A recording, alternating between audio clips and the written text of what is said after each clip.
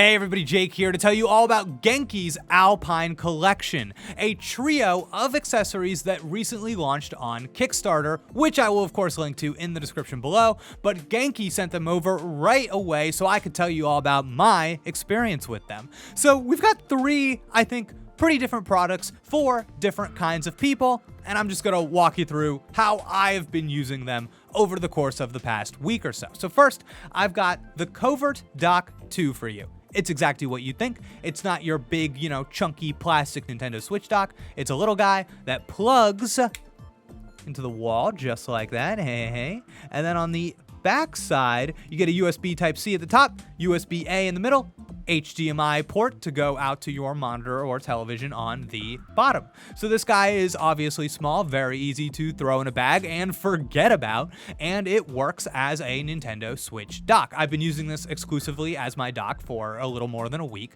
and I haven't had any issues with it. It seems perfectly good at charging. There's no latency on my screen or anything weird like that. And I do know that people have this impression that third-party docks have the ability or the capability to brick your system. And I looked a little bit into that, and all I could really find is that according to Ars Technica, the first version of this, the Covert Dock 1, had the reputation of being the most reliable out of these third-party docks, and that's in terms of electricity safety, console protection, and compliance and certification. So you shouldn't have any problems with this, but I also think maybe don't replace your stay-at-home, it's just sitting there, dock with this. There's really no reason to. Plus, on most Switch OLED docks, you get an Ethernet port on the back as well, which is something you might be interested in. I know I am.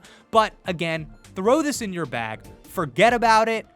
Pull it out when you're like, oh my god, it would be great to do some local multiplayer right now. That's great. I also think this is just a nice charging brick if you have devices that could use this. And if you have a Steam Deck, heck yeah, use this guy. Use this as your Steam Deck dock, put it up on your TV, multi-purpose. Kind of nice if this is something, you need in your life. All right, next we have two capture cards. We have the Shadowcast 2 and the big boy, the Shadowcast Pro. Now, if for the uninitiated, maybe you don't even know what I'm talking about. A capture card, capture who? Pokemon card? Absolutely not. So a capture card, this is something I use every day.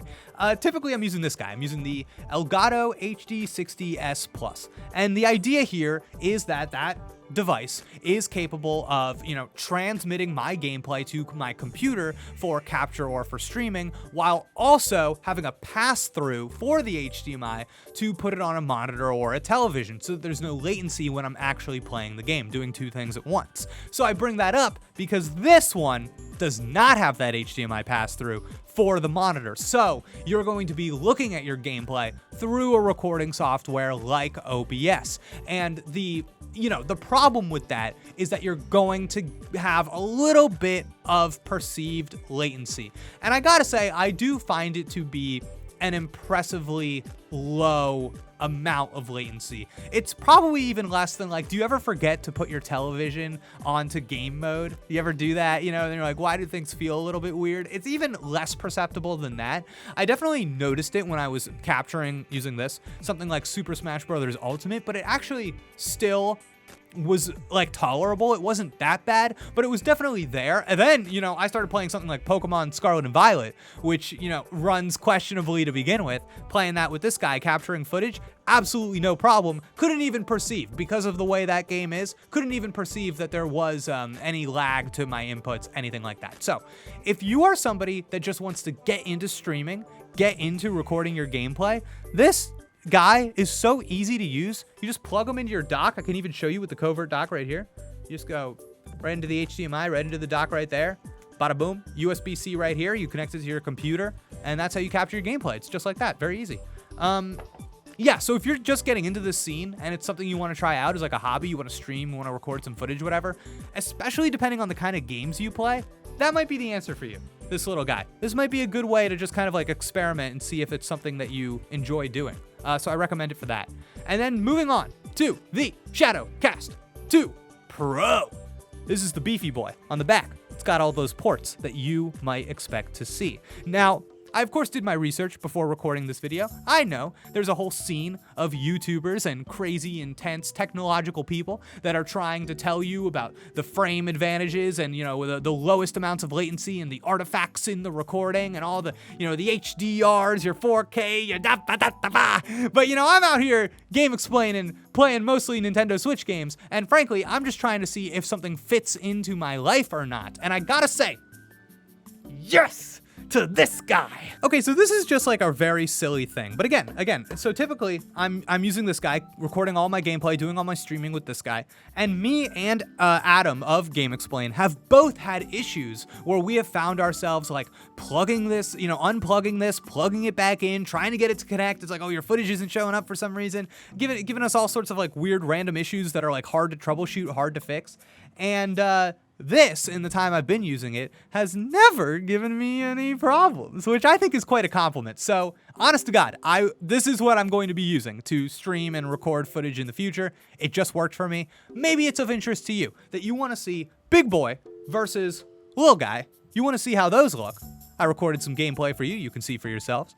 Now, personally, I think it's more telling to, pause on one specific thing, maybe zoom in a little bit, see what you can tell. Maybe you notice differences in that color capture, how colors are coming across more vibrant in one than the other. But I haven't even labeled, which of these is which. So you don't even know. I want you to decide, dear viewer, which one is better. Tell me. No, I'm just kidding. I'm going to tell you which one is. I'm going to tell you which one's the pro and which one's the normal one. So, but did it surprise you?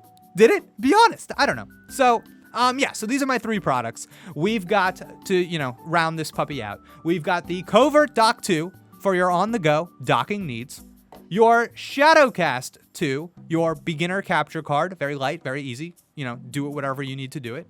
And your Shadowcast 2 Pro, perfect for somebody like me who has to do this stuff all the time. Leave it set up. You got it, good to go. It's going to be able to serve you very well. Thank you, everybody, for tuning in. That's everything I want to say about these products. I really like this one. The other ones, your mileage may vary depending on who you are. But thank you again to Genki for sending these over to me, letting me check them out early. And I will, of course, link to their Kickstarter in the description below if you want to learn more about these products. Maybe get some for yourself. Thanks for tuning in. I'll see you next time. Goodbye.